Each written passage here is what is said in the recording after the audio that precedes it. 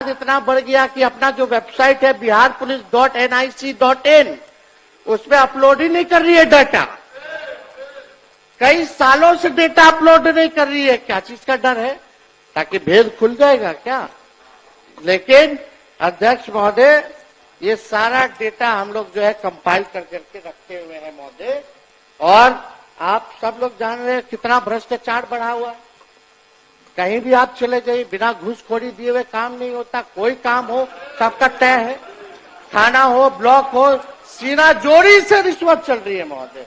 सीना जोड़ी से रिश्वत चल रही है, धड़ल्ले से जो है चल रहा है महोदय। अभी सीओ का दाखिल खारिज जमाबंदी संबंधित वर्ष 2008 से अब तक कुल 1,36,00,000 वाद दायर किए गए, जिसमें से 52 लाख वाद को रिजेक्ट कर दिया गया तथा अभी भी रिश्वत नहीं देने के कारण लगभग 2,29,000 वाद विभिन्न जिलों में लंबित है महोदय। सीओ इतने आउट ऑफ कंट्रोल हो गए हैं कि डीएम की भी नहीं सुनते हैं महोदय। क्यों सुनेंगे? सीधे सीएम आवास से उनका ट्रांसफर पोस्टिंग होता है। मतलब एक सीएम के कार्यालय ही ईमानदार है, बाकी सब मंत्री और विभाग बेईमान हैं। राम सूरत राय मंत्री थे, आलोक मेहता मंत्री रहे, दिलीप जायसवाल मंत्री रहे। इन सब ने जितना ट्रांसफर पोस्टिंग किया सबको सीएम हाउस के अधिकारी ऑफिस से रोक दिया गया। रोका कि नहीं रोका? तो सीओ काहेला सुनेगा? सीओ तो डायरेक्ट सीएम ऑफिस से जुड़ा हुआ है, वहीं से ट्रांसफर पोस्टिंग चल रहा है। कहाँ किसी का सुनाई होता है? बाकी सब भ्रष्ट हैं। अरे वो सीएम है हमारे, और सीएम के अधिकारी जो चुनिंदा रिटायर्ड फिटायर्ड, वही लोग जो है सुधरे हुए हैं। ये सच्चाई है मोदी। आप बताइए, एक लौटे वही लोग हरिश्चंद्र है, बाकी सब भाजपा का हो, राजद का हो, वो सब भ्रष्ट है। यहाँ बैठे सभी विधायक बताएं कि अंचल कार्यालय में भ्रष्टाचार है कि नहीं। तब किसी से नहीं छुपा, बिना रिश्वत दिए हुए दाखिल खारिज नहीं हो रहा। ये सच्चाई है। लेकिन हम सबको आश्वस्त करते हैं, जब हमारी सरकार आएगी, यही अधिकारी बैठकर नहीं बल्कि खड़े होकर बिना रिश्वत दिए आम जनता का काम करेंगे। अरे जिस शासक का इकबाल खत्म हो जाए, तब उसकी तो आदेशपाल और चौकीदार भी नहीं सुनता महोदय। मुख्यमंत्री जी का इकबाल अब खत्म हो चुका है महोदय। बिहार में यही हो रहा है। आप देखिएगा, बिल्डिंग मेंटेनेंस के नाम पे महोदय, हाउस कीपिंग रख रखाव के नाम पे 583 करोड़ रुपए खर्च किए जा रहे हैं। समझ रहे हैं? खाली रख रखाव के लिए। विकास भवन हो, विश्वेश्वरैया भवन, Sardar Patel Niyojan Bhawan, Samrat Ashok convention centre, Bapu tower, Rajgir convention centre, Bihar museum, सचिवालय परिसर के साफ सफाई को लेकर के, यानी जीएसटी 18% मिला दो तो 688 करोड़ रुपए सालाना केवल रख रखाव और पोछा साफ करने के लिए जो है खर्चा किया जा रहा है। यह काम प्राइवेट कंपनियों को दिया गया है, जिसमें इनके अधिकारी और नेताओं का कमीशन है। मैं बताता हूं कि किस भवन पर कितने खर्चे हैं महोदय। अब आप देखिए महोदय,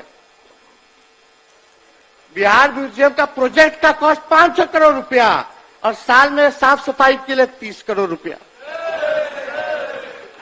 सरदार पटेल भवन का प्रोजेक्ट कॉस्ट 305 करोड़ और साफ सफाई के लिए लगभग 16.5 करोड़ हर साल। आप बैठ जाइए ना, बैठ जाना।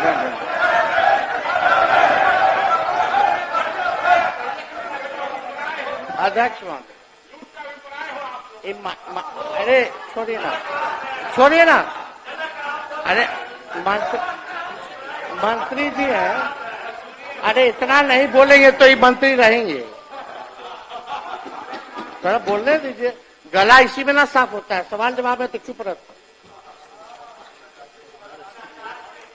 अध्यक्ष, मेरे बापू टावर का प्रोजेक्ट कॉस्ट 129 करोड़ और सालाना मेंटेनेंस के लिए है लगभग 10 करोड़ रुपया।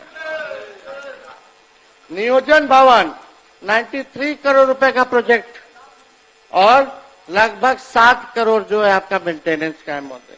ऐसे ही और चले जाएगा, समय नहीं है, ज्यादा भांडा फोड़ नहीं करना, सब निकल ही जाएगा। सब तो आप लोग जरबे ना करते हैं।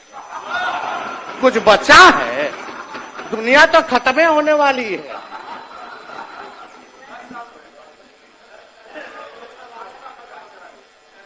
महोदय, अस्पतालों में रुई है तो सुई नहीं, सुई है तो रुई नहीं। स्वास्थ्य सेवाओं में अभी 49% पद खाली है। मैंने स्वास्थ्य मंत्री रहते हुए 20 अगस्त 2023 को, सुन लीजिए, 20 अगस्त 2023 और 24 जनवरी 2024 को 1,31,793 नए पदों का सृजन संबंधी संचिका पर हस्ताक्षर कर नए पद सृजित किए थे। लेकिन एक हफ्ते बाद हमारी सरकार गिर गई और अभी स्वास्थ्य विभाग और वित्त विभाग में धूल फांक रहा है महोदय। ये फाइल पब्लिक हेल्थ कैडर का देख लीजिएगा, हम तारीख बता रहे, रिकॉर्ड है। एजुकेशन की बात करते तो जो जाति आधारित गणना हुई उसके रिपोर्ट के आधार पर हम ये बताना चाहते हैं, आपने 20 साल में क्या किया, आप आंकड़े बताते हैं। वही आंकड़े जो हमारी पहली जो जातिगत आर्थिक सर्वे के सामने जो आया, शायद आपने पढ़े भी होंगे, नहीं भी पढ़े होंगे, कोई अधिकारी बताया कि नहीं बताया हमको नहीं पता।